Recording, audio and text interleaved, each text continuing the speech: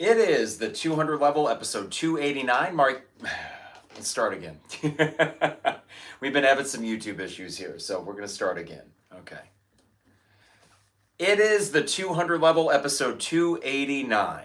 Mike Carpenter in the basement on a rainy Tuesday evening, and now we are at that time of year where we are doing a 3 episodes per week clip.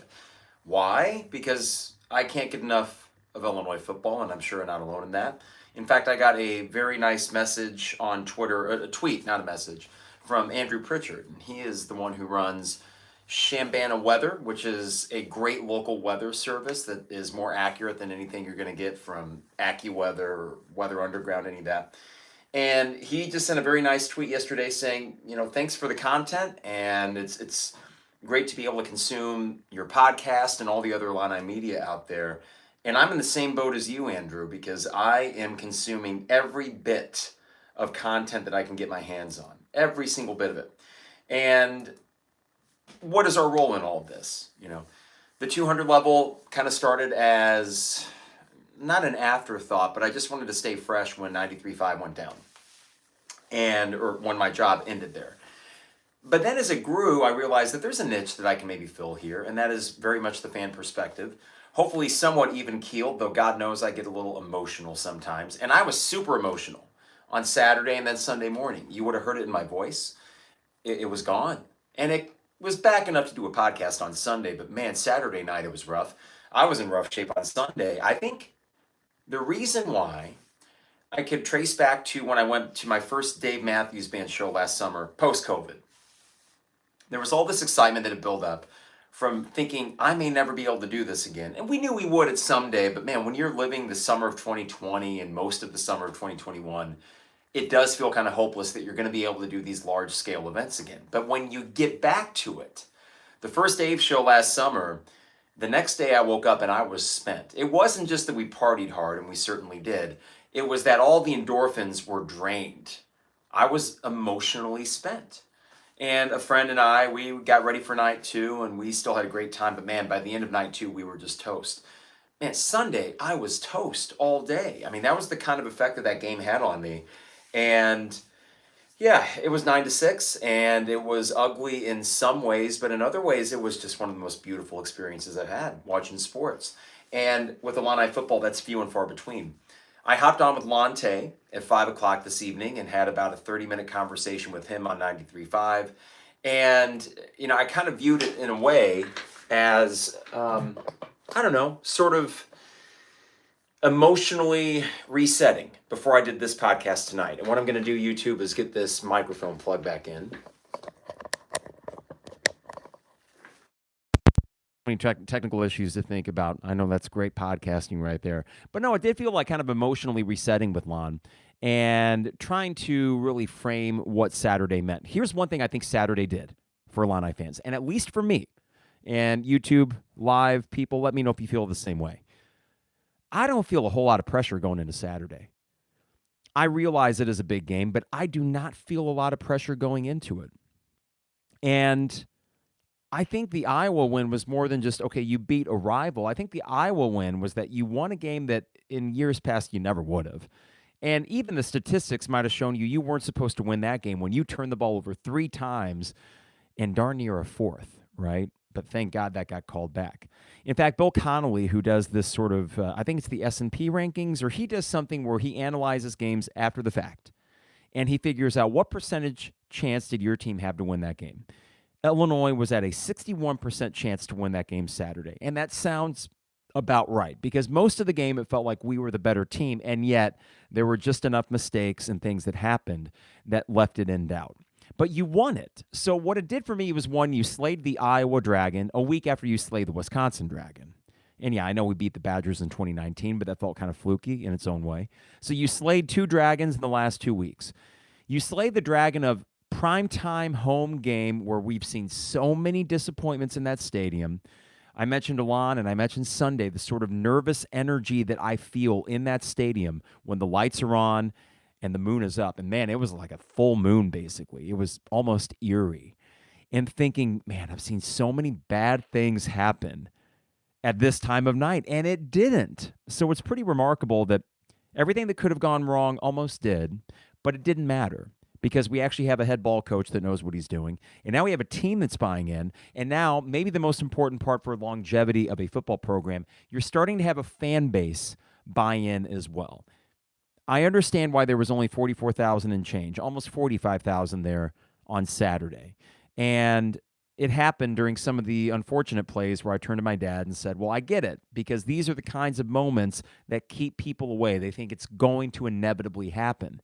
But even though they did, and this somehow makes it even better, some of those moments happened, but it didn't cost you, when in years past it always did.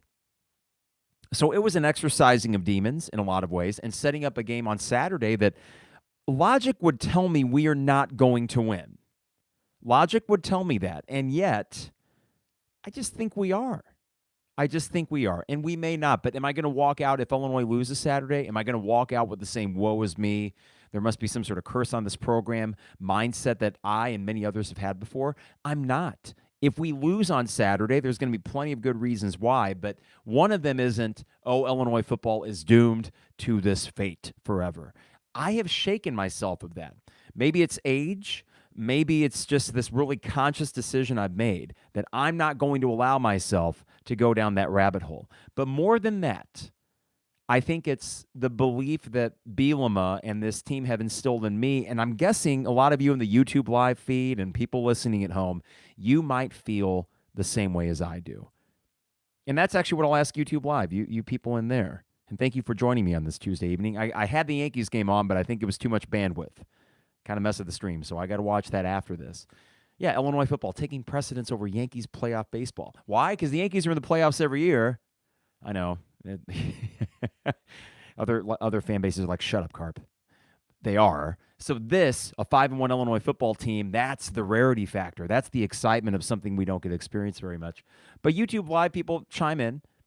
Are you of the same mindset as I am now? Have you, in the last 18 games, sort of abandoned this notion that Illinois football is always doomed to sort of reset?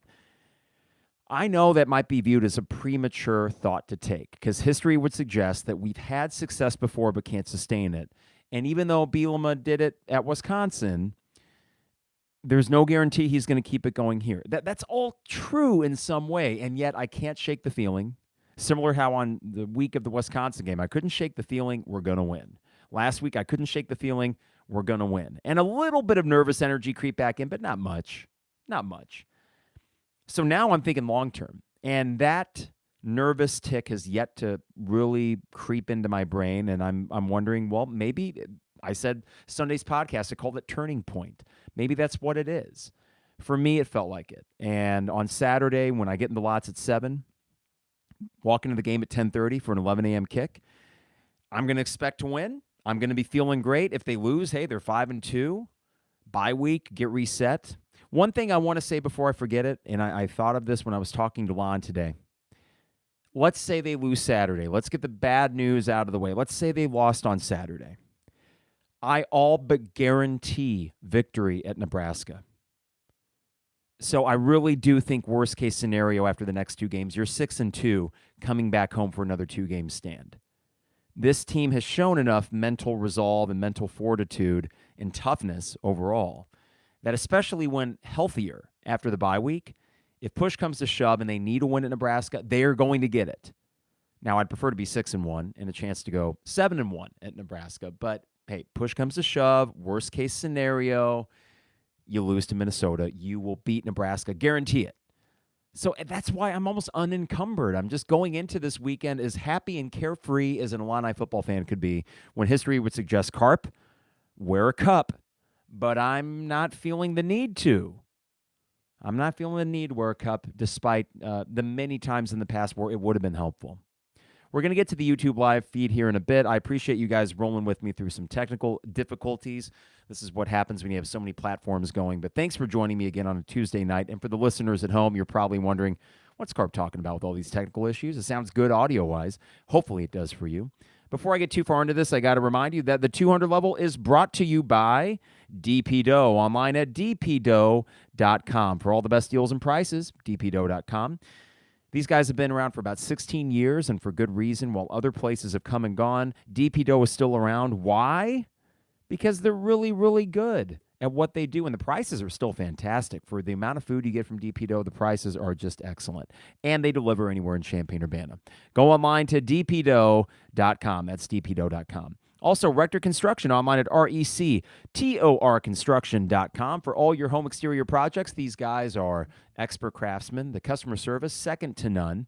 And they also give back to the community. So as a Champaign-Urbana townie myself, I appreciate that. Go online and get a free quote today at Rector Construction. That is RECTOR Construction.com. All right. I also got to thank State Farm agent Brian Hansen. Online at brianismyguy.com. Life, auto, home, business, renters, you name it, Brian is my guy. And he can be your guy as well at brianismyguy.com. We got our life, or not our life, I think I get that through school. But no, we did get our homeowners and auto bundle from State Farm. And the prices, as you would expect, are comparable and better than most other places. And the customer service was second to none. So that's our good friend, Brian Hansen. Great guy and someone you can trust with your insurance needs.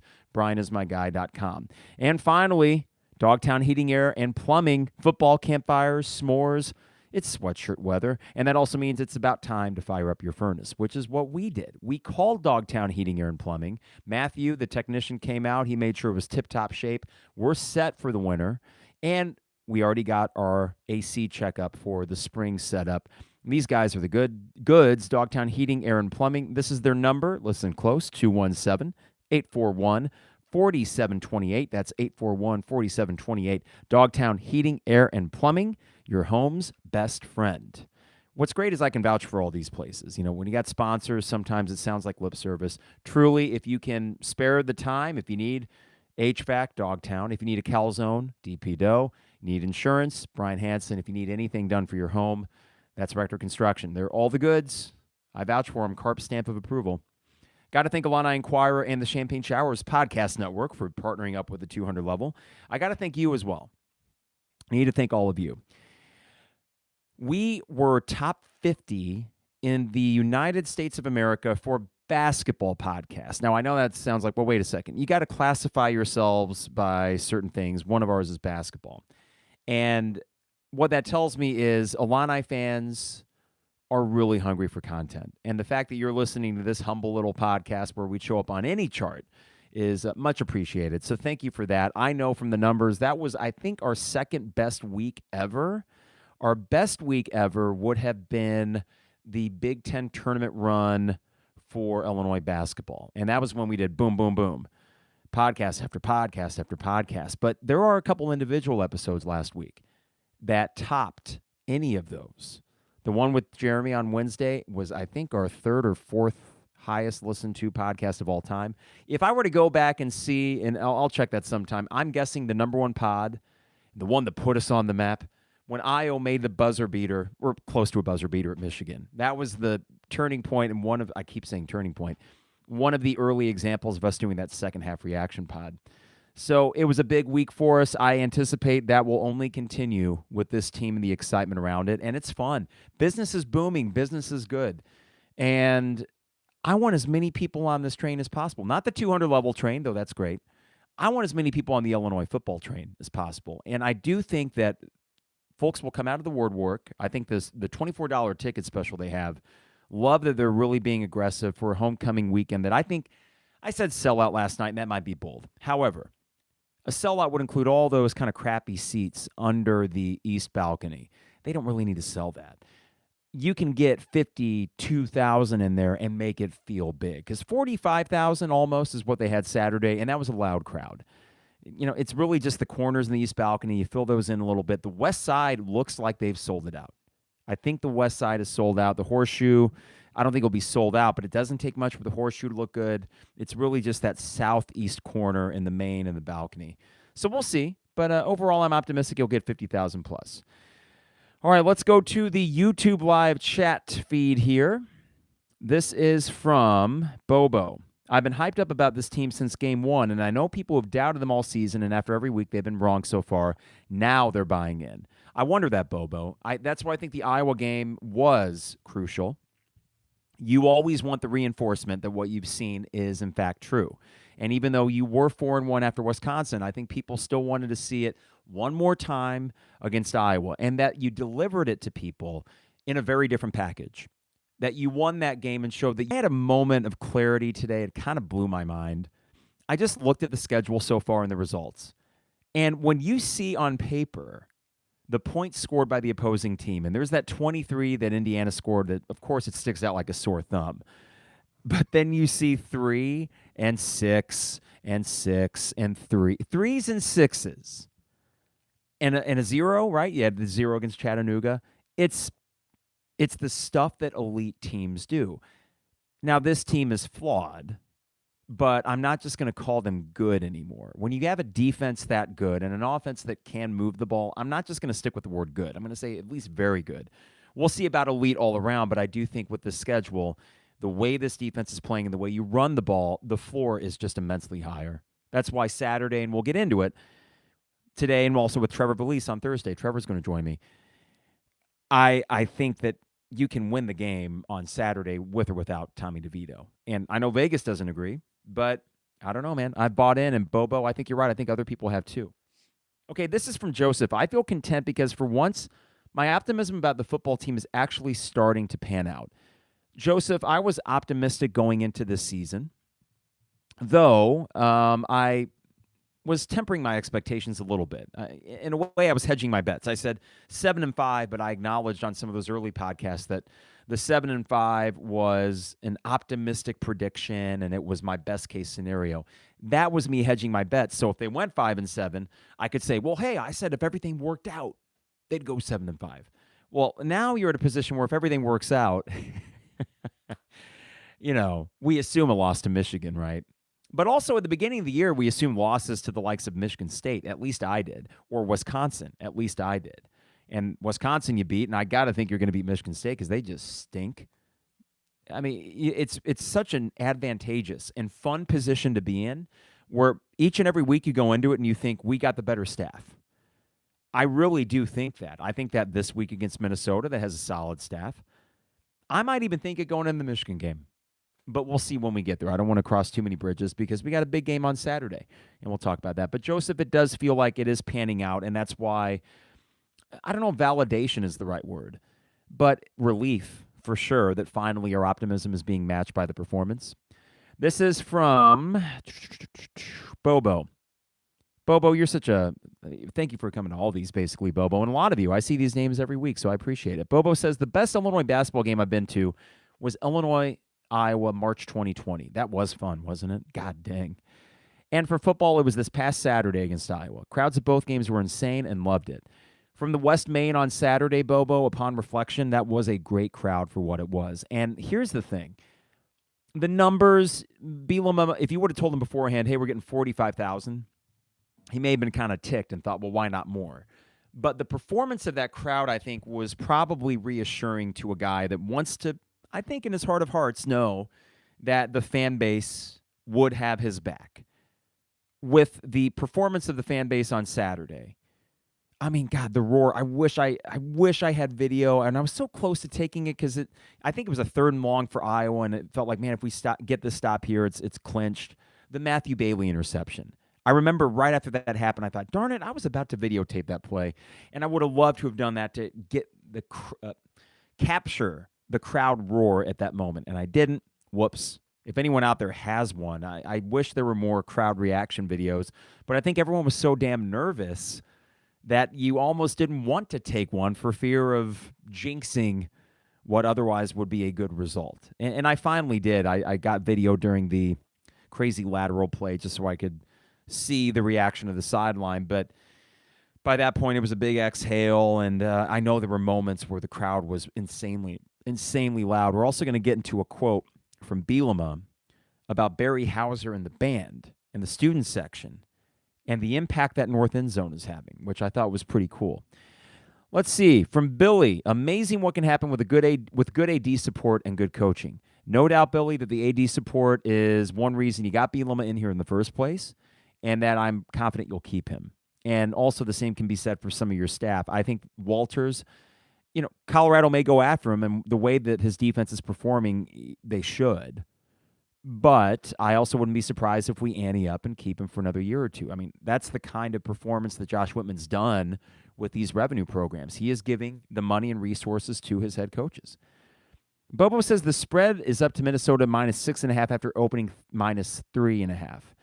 Vegas must know that DeVito wasn't playing Saturday. I wonder that, Bobo, but I don't know if they would know that for sure.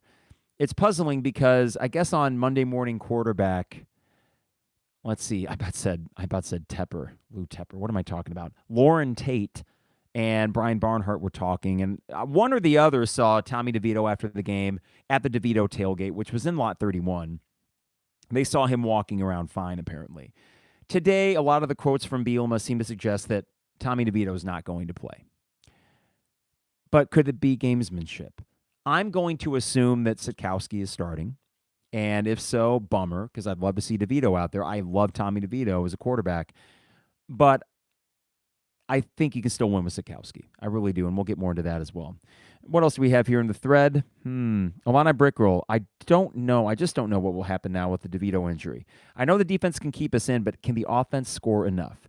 Here's where I'm at with that, Illini Brickroll. I think that the Iowa defense was, in fact, elite. That Art Sitkowski, part of the reason he made those mistakes was that Iowa is just that good, and they are attuned to getting the ball out of the opposing team's hands. They're really good at that, and that was no exception on Saturday. We were just lucky enough that Sitkowski's elbow was on the ground. I do think with an extra week of preparation that Sitkowski can have a game plan where you're really just asking him to go vertical a few times, and he can go vertical. He's got poise in the pocket, and he's got a big arm. And worst case, you overthrow it, right? Or don't underthrow it, but if you overthrow it, that's okay. He made a couple downfield throws against Iowa. I think you were still moving the ball against Iowa. I don't buy the Minnesota defense like the Iowa defense, which leads me to think I think you can get 20 points even with Sitkowski in there. Not some sort of elite thing going on with Minnesota. So when Vegas says something like this, they're expecting major attrition from the defense. And I just don't know if that's the case. I really got to see our defense fumble before I would think that they aren't capable of holding Minnesota to 10 points. Purdue did it, and I know that Mo Ibrahim was out. That's a huge factor. However, you played good running backs before this season. Well, Wisconsin, at least. You know, Braylon Allen is a proven commodity. Is he as good as Mo Ibrahim? No, he's not. But I still think the run defense can be dominant enough to keep Mo Ibrahim relatively in check, at least to what he's normally accustomed to getting on the ground. And if so, the game is in Tanner Morgan's hands against our secondary. I like our secondary in that matchup, especially when Minnesota, at least in my mind, does not really have a game-breaking wide receiver. You take those factors together, and I'm kind of giving away my prediction, which I'll reserve for Thursday, but I think we can score. Last year, the Penn State game might be a bad example because you didn't score that much. You ran the ball, but you didn't score that much. But the defense was great, and I think you can do that again against Minnesota defensively. The Minnesota game last year, and I know Mo Ibrahim wasn't playing last year either. They had a decent running back who I think got his, but it didn't matter. You still just had a good defensive performance, and Brandon Peters made a few throws, but not a lot. And that was the Tony Peterson era. I do like Barry Lunny a heck of a lot more despite his miscues last week. Here's a factor as well. Josh McCray. Josh McCray tweeted something yesterday that looked all but saying, I'm back. And I know that it was played a little close to the vest today, and Bielema said day to day. Okay, maybe. Well, Josh McCray was dressed on Saturday, and it would not at all surprise me if he's playing on this Saturday. If that's the case, I think that two-headed monster, the issue with running the ball a bunch is that when you get into third and shorts, the opposing team will sell out on it. Well, they could sell out on McCray and still not stop him. I think this is just a good, and the weather's going to be perfect for this. I think you just go out there and run the damn ball. And then occasionally, Sitkowski on a first down when Minnesota's least expecting it, you got to let him go down the field a bit. And that might mean an interception or two. And hopefully you can overcome that, but I think the recipe's there. I really do. And am I trying to talk myself into it? No. I think a lot of this has to do with the fact that I don't buy Minnesota as anything more than, okay, pretty good, right? 7-win team. I buy them for that. And I know they're 4-1 right now. But 7-5, 8-4, I don't buy them as an elite team. And maybe they proved me wrong, but their schedule has not exactly proven anything yet. And in fact, the one decent team they played, Purdue, they lost at home 20-10. Did they have Ibrahim? No. But when you have a Tanner Morgan, against a not-so-great Purdue defense, and you score 10 points, that's a little bit underwhelming. So I think that you're better than Purdue. You're at home. That game was up in Minnesota when Purdue outscored them 20-10. I don't think I'm trying to talk myself into this. Just like the Wisconsin week, it's really weird. Just like the Wisconsin week, I kept trying to honestly talk myself out of it and say, Carp, you're drinking the Kool-Aid. Think logically here. This may have some, negative parts of this matchup, but I'm having a really hard time finding it. And the things that I know Minnesota's good at, I just think we're better at. Except Tanner Morgan is probably a better quarterback than Art Sitkowski. If you told me, for example, that Art Sitkowski's starting and you could just flip those two quarterbacks, of course, I'm taking Tanner Morgan-led Illinois over Sitkowski-led Minnesota. The quarterback can make that big of a difference. However, I don't buy the notion that Art Sitkowski is such a detriment that it's an automatic loss. And it's kind of interesting to peruse some message boards. Man, when Devito went down, my dad and I each looked at each other like, oh, man, that sucks. Like, this is going to be tough.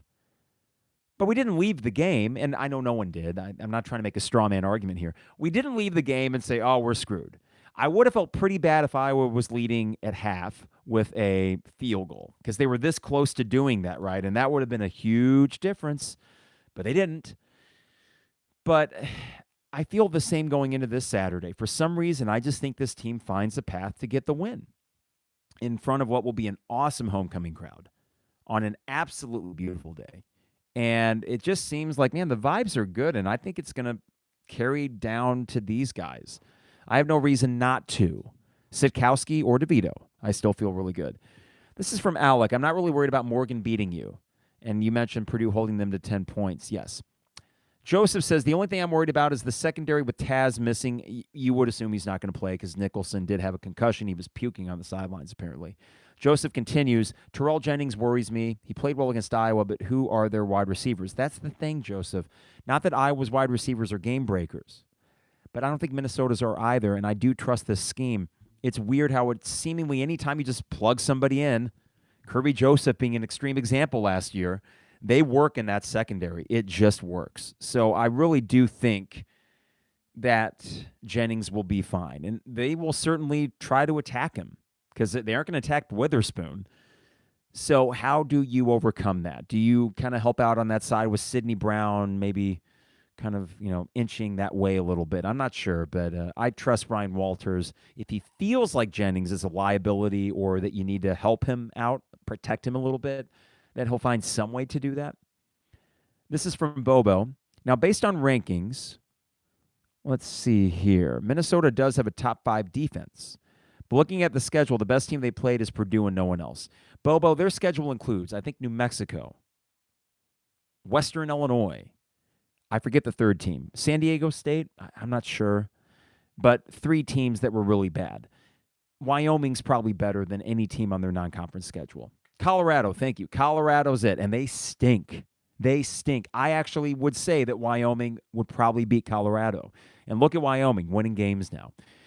Not to say Wyoming's great, but just to say their non-conference stinks. And yeah, Virginia, not much to write home about either. Virginia's better than Colorado, and he smoked them. They smoked Colorado. They smoked Western Illinois. They smoked the first one that I mentioned, New Mexico. But the minute that they played a decent Purdue team, lost. And I think that says a lot. And a bye week is good for them. But I kind of like just lining it back up if you're Illinois. The momentum's there. Just line it back up. And the bye week comes at a perfect time after this Minnesota game because I wouldn't feel good about any game that would come the week after homecoming. Whether or not you beat or lost to Minnesota, I do think this bye week is perfectly placed. For me, I'm not expecting style points on Saturday. I'm expecting one more gritty effort, which leads to a win. And whether that's 23-20 or maybe I'll say 17-14, 17-13, I just feel like there are plenty of paths to that final result. And that most paths to a Minnesota victory are assuming 2 things. That Tanner Morgan can have a lot of success against this defense, and 2, that you just aren't going to score on Minnesota. And so Art Sitkowski, I think, is capable of getting you a touchdown drive or 2, and that your running game can take care of a lot of things else. So We'll see. The over-under, I'm guessing, is low, and I don't know if anyone in the chat thread can find that over-under for Saturday. All right, I wanted to hit up a few things here. Look at me taking notes. I kind of gave you the formula to winning without Devito. That's what my next segment was. I talked about last year's formula kind of in the Penn State and Minnesota games where your passing game was ineffective, but you were just able to run the ball and play defense. That can happen again. Art and Lunny getting a second week together. The return of McCray. Defense against strong running backs. Yeah, I hit all of that. How about that? I didn't even need my notes, but I had them here. The next thing I wanted to talk about were a few quotes from Bielema. And by the way, Minnesota's 4 wins, they outscored them 183-24. Impressive. The over-under is 39.5. I wouldn't touch that. I just see a 23-20 result as likely as a 17-14. It's tough. I think a lot of people will hit the under, though. All right, quotes from Brett Bielema today. I mentioned momentum and that I like that there's a game this weekend and that you aren't waiting, even with the injuries. I like that. Just come on, line them up. Let's do it again. He says, winning affects everything. Winning affects your program. It affects your recruiting. It affects retainment of your own roster, which is a way you've never had to think about before. Now you've got good players when you're not winning. A year ago, I was worried guys might bail. They had trust and faith in us. Winning affects your athletic department. Winning affects your university. Winning affects your community. Winning affects TV ratings. Winning affects the media. You guys are always here, but right now, Brett Moore and I have to sort out every day what we're going to do and what we're not going to do because national media want attention. I'm guessing Brett Moore is their PR guy. There's so much positivity in winning, you can't put a quantitative dollar figure on it. I know Josh and his people will count what our ticket sales did and the revenue that brought in and the money that brought in. That's why Barry Hauser, to me, this quote I think is interesting, everybody. To me, Barry Hauser helped us win that game. We had an offense struggle to get a playoff and had some miscommunication backed up in his end zone. That was the student section and the band. That matters to me. I've been through this enough to know that it matters. Just different things in our athletic department, people in our community. Winning helps everything go better. I want to ride this wave as long and as high as we possibly can because it will definitely help us in the future. I think the wave continues to the tune of an 8-4, 9-3 season. Oddly enough, how 8-4 means you're just going 500 in your last 6 games. But if that means a loss to Minnesota and Purdue and Michigan, but wins against Nebraska, Michigan State, and Northwestern, you still feel good. I don't know. I'm inching towards 9-3. This, of course, assuming DeVito comes back healthy and plays the rest of the year, even if it's after the bye week. Back to the Barry Hauser thing. This is an extended quote, and I noticed because my dad and I are on the North 40 of the West Main. So we get a pretty good view and sound of what's going on in the student section. They were great. The band was great. This is from Brett Bielema. I might be the only head coach in the country that says this type of thing, but our director of bands, Barry Hauser, gets it. I've never been around a guy. I had him speak to the team a year ago. It's when I first had the chance to be around him. What he pours into game day. We were kicking off, and we had the choice of which direction. The wind was kind of a push. It was kind of equal distance both ways and swirling in both end zones. I literally thought to myself, where can we go? I thought it would be a final possession game. I told our coaches all week, and I told our players. Nothing that happened on Saturday was a shock to them. We kind of talked about the way I thought this game would go. Of course, I was going to welcome the other way in a positive direction if it happened.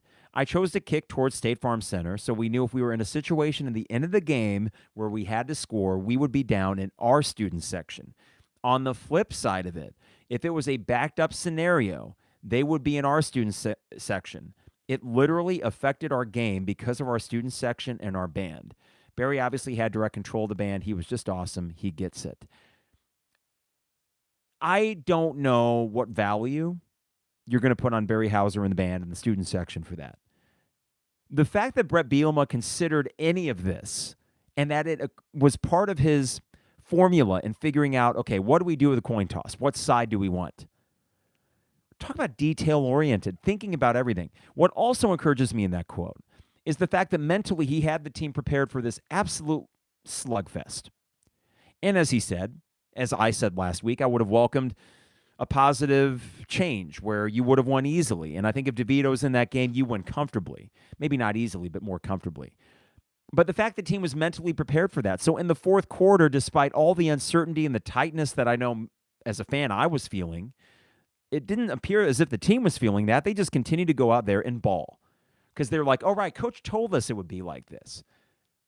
The preparation and these sorts of things to get a team ready for whatever the environment is. He was talking last week or before the Wisconsin game, I think about the color of the locker rooms in Wisconsin. And I don't know if they're pink like Iowa, but I think baby blue or something like that. And all these things, it does matter. I'm not one necessarily that says you got to visualize it before you succeed, but sometimes it helps. Sometimes before a gig, and this is not to equate a gig to playing in front of 45,000 people at a Power 5 university, Big Ten football. It's not to compare the two, but sometimes when you visualize it beforehand, it does make things a whole heck of a lot easier when you get there. Yeah, so the fact that Bielema's considering this stuff anyways, I just get a kick out of it. I'm a big fan of Brett Bielema. Doggone it. I'm such a fanboy about it. So those are just a couple of the quotes that I got about that, and I just thought they really stood out to me. On Devito and other injuries, this is what he said about that. Final point on the injury problem. Really, all the guys who are injured, I don't think any of them will be season-ending or anything along that line. I think we are fortunate this week with Minnesota to have the bye week coming out of it. The majority of those guys should all be back in time for a return after the bye week. I don't know how realistic it is for any of these 4 or 5 guys to project into being in this week's plan. Okay. That tells me no Devito. But again, gamesmanship. Expect Sitkowski, and then maybe we get a Willis Reed situation where Tommy DeVito is under center. Wouldn't that be a lift? I think you can win either way. Yes, DeVito, I'd feel great. With DeVito, this is the crazy confidence I have right now. With DeVito, I think he'd win by 10 points, 13 points. With Sitkowski, you're going to have to inch it out. But I think between these two teams, who do I trust more to inch it out? I trust this Illinois team more than I do Minnesota. All right, there's one final thing I wanted to talk about today. And as Illinois starts winning games and we get into the discussions of turnout and getting fans back into the fold, there was something that happened last week, and I want to caution this conversation because anytime I talk about other Illini media figures, it can often be construed immediately as like picking a fight. For example, last year I criticized Kedrick Prince for tweeting out something saying, buy tickets, here's the number. And you might say, well, Carp, you're encouraging people to buy tickets, so aren't you a hypocrite? Fair point. I am not making any images on my PC paintbrush that give you the phone number to the ticket office. I'm not doing that. So that's where the line is kind of drawn, but you would have a point. But similarly, if I had a press credential, I would not do that. And that's really where, for me, a lot of these media discussions come to that line between, are you a commentator or are you a journalist? Now, someone who straddles that line is Robert Rosenthal, and he is also known as Illini, and he's the main guy over at Illini Board now. Robert is sort of the Bill Simmons of Illini fandom in that he writes long-form articles, and they're very stream of consciousness, and they're great fodder for fans. So he's found this niche, and he's really good at it. And one thing that it opened up a conversation in last week was kind of a gatekeeping situation. And what I mean by that is, okay, we want people here, right? I think we all agree we want more people. There was an article on Friday, though, that he wrote, Robert Rosenthal wrote, called It's About Us. And this was sort of a pay-on to hardcore Illini football fans, of which I am one, but at the same time, there's been plenty of times where I've said, I'm staying in the lot. Screw this, I'm not going in, and certainly not going to travel to see this team. Well, Robert's one of those few that does. And in fact, the website that he has in his column, they even have merch that says one of the 17. The idea being that there's only 17 Illini fans that actually like football more than basketball. And that may or may not be true, but the point is fair because, yes, this is a basketball school despite the fun we're having. Though I think we're finding out both they can coexist. And you can have just as much fun during a football season. I got to be honest, I don't want to say more fun because this is such a rare thing, but I am having a ton of fun right now. Anywho, this article on Friday got controversial. Even my Dave Wisnowski, who, me and him have not really seen eye to eye and don't really communicate too much anymore, had a very critical thing to say about this.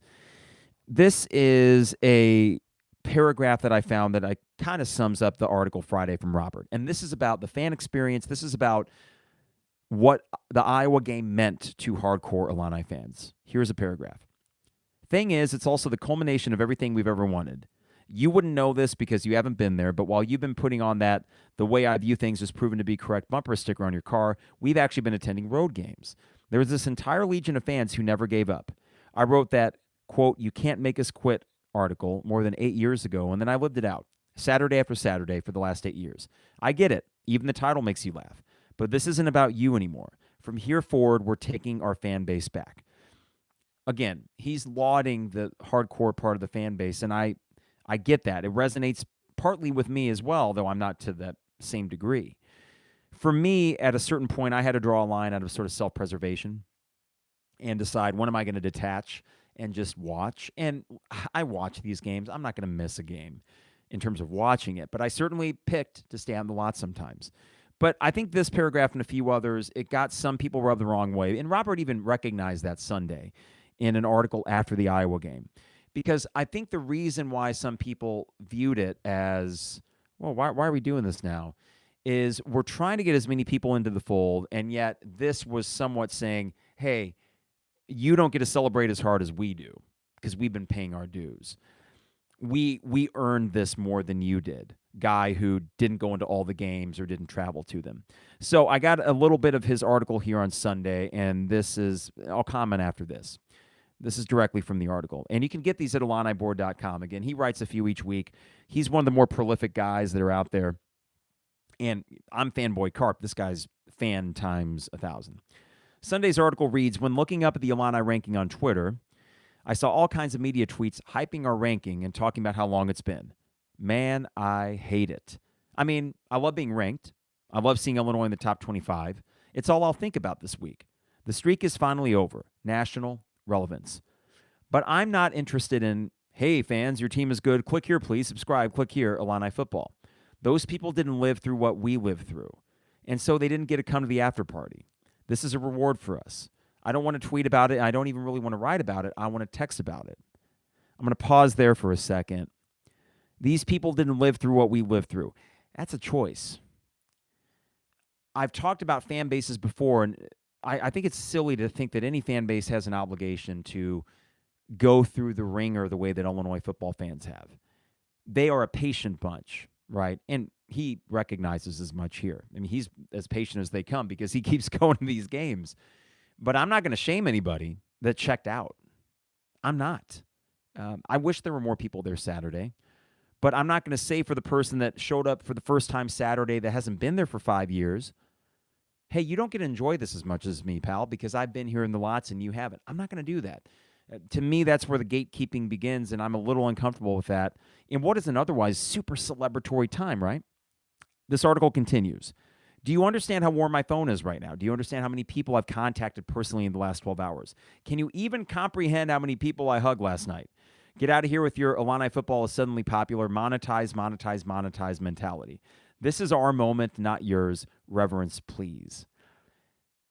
I've talked before, fandom is a personal and a shared experience, right? I shared that experience with 45,000 other people and was not ranking the merit of one fan base over the other on how many games they've been to or how old they were or how many struggles they've seen. I hugged my dad after the game. I didn't hug a lot of other people. High fives for sure. It was really cool to see just the random fist in the air. Just everyone felt a weight off, but more than relief, it was joy, right? So I'm not going to read any more of that. I just find it puzzling that in a time like this, we would gatekeep. And whenever I get into discussions like this, people would say, well, Carp, are you calling someone out? I'm not calling out the person. I'm calling out what I disagree with, right? Robert is really good at what he does, and I want to reinforce that. And it's good that we have content because I'm gobbling up every bit of content. But as the other fan commentator guy, and one that doesn't get press credentials, right? I'm not gonna straddle those lines because I've always felt kind of weird about that. Would never pretend to be an objective journalist, and I know he doesn't either. But I'm not going to be in the lot Saturday thinking, oh, welcome to the lots, pal. Nice to see you. He does say later in this article, hey, as many fans as you can, bring them on board. But I think it was kind of a weird point about monetize. Who's monetizing this? What Illini Inquirer? I didn't see any deals that posted over the weekend, or Illini guys. Are they doing? I don't know. That's what they should be doing. I want more listeners. I'm not monetizing off of them any more than the sponsors I already got. But yeah, I want more listeners. I want more people in the lots. I want more people in the stands. And one way that you're going to turn some of them off is this sort of, stay away. I'll give you one final example.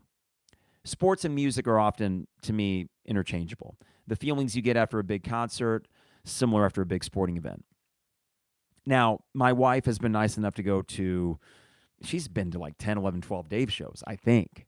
She's close to 10, if not already. And we talk and joke afterwards about these hardcore Dave fans, some of whom I can't stand, because they will have these, hey, you ever seen Dave at the Gorge? No, I haven't spent $5,000 to go out to Seattle, Washington to see Dave at the Gorge. It's Labor Day weekend. I got other things to do. But I humor them and let them tell me how good the Gorge is. But I get why, for some casual Dave fans, it's a turnoff, because there's a sense of, hey, you aren't in this club.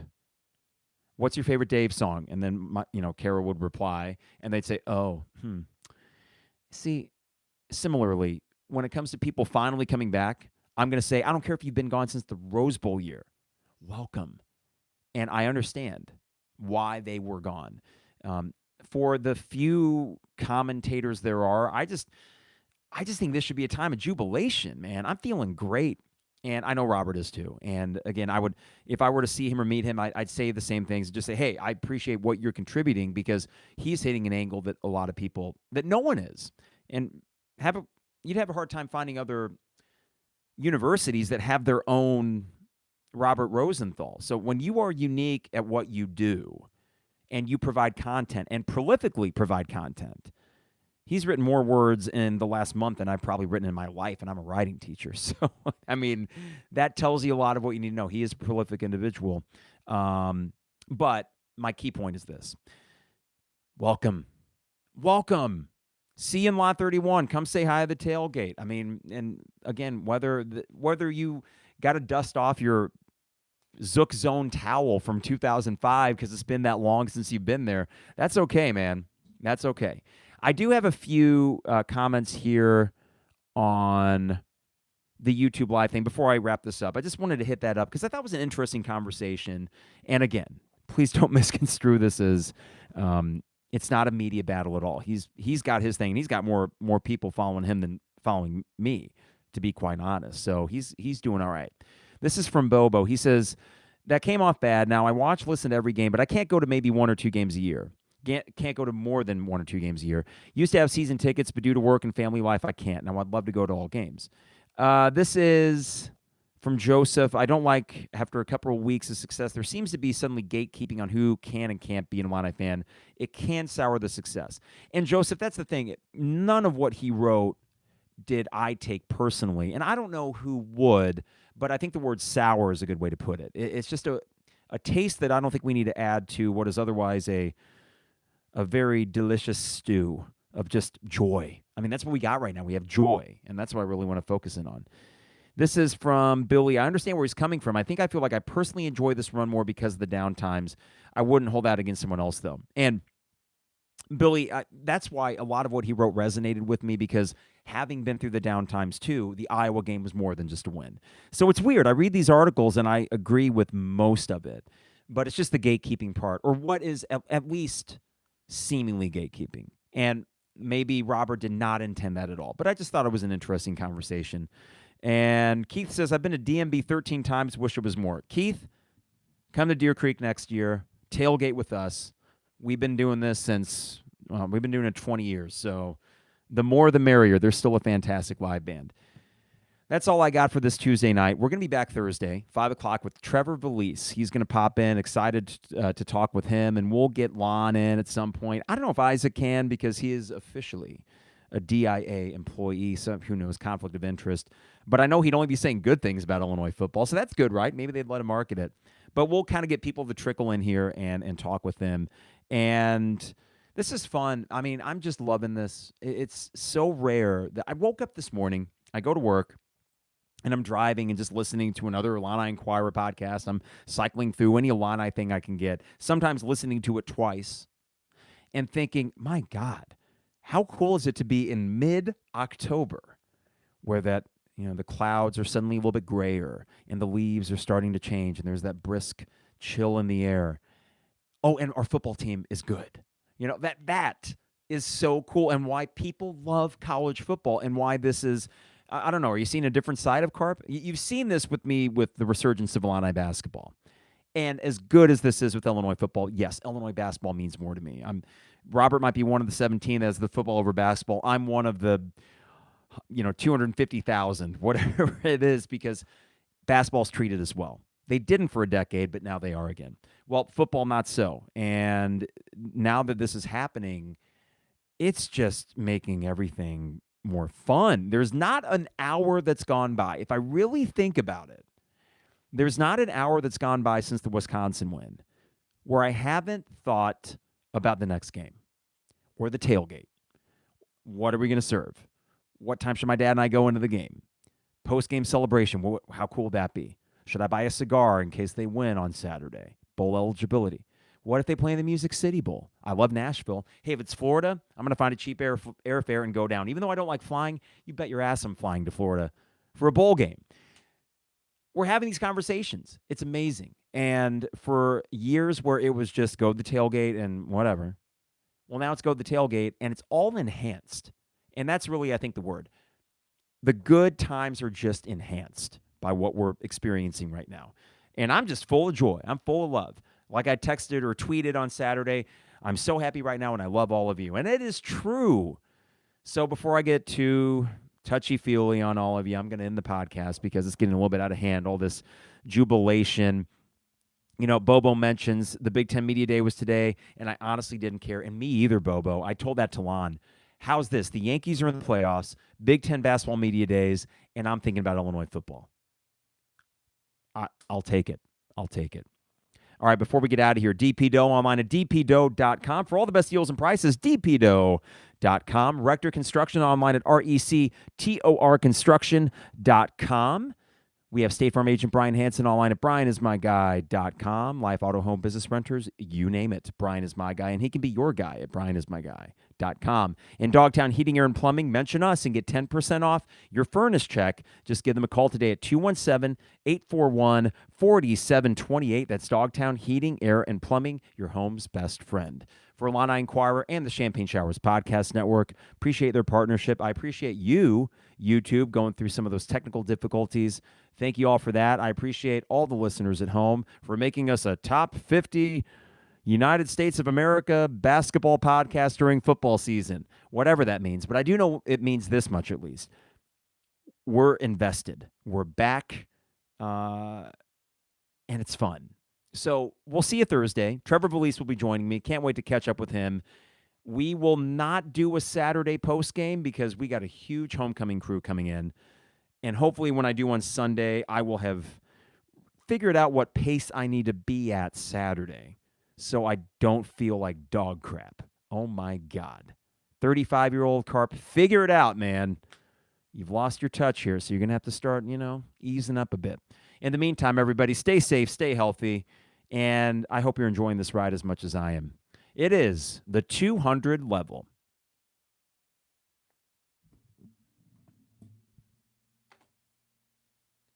Thanks for going with the flow, YouTube. Hopefully no technical issues next time. See you, everybody.